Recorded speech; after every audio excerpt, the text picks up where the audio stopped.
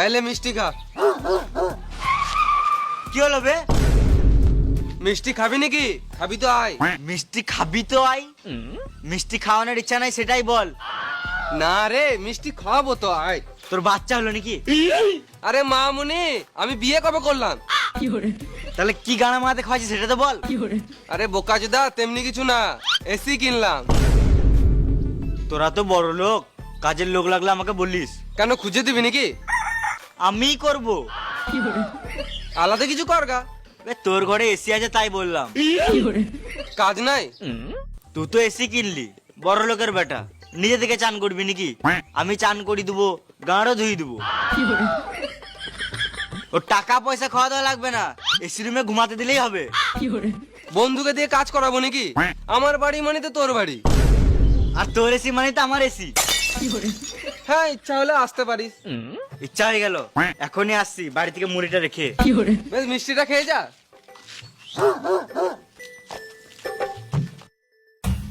চলে এসছি। আহা, কি ঠান্ডা রে তোর ঘরটা, খানি আরাম করি। হ্যাঁ আয় বল।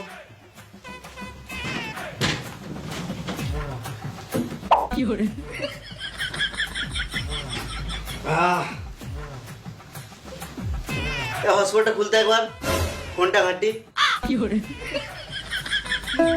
খুলে দিয়েছি। শুয়ে শুয়ে এসির হাওয়াতে মোবাইল ঘাঁটার মজাটাই আলাদা।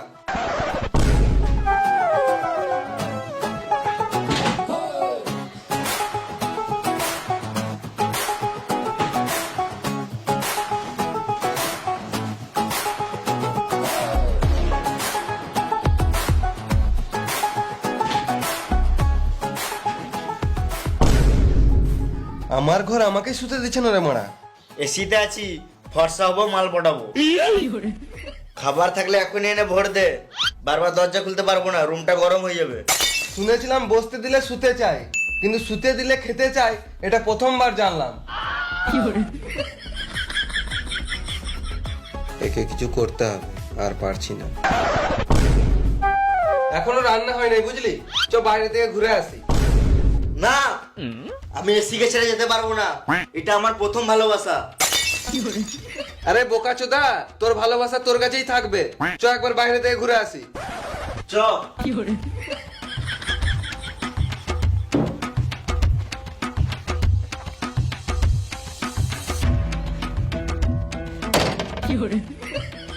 এই মারা মামুনি ছেলে গাঁড় জ্বলিয়ে দিল মারা। অমর।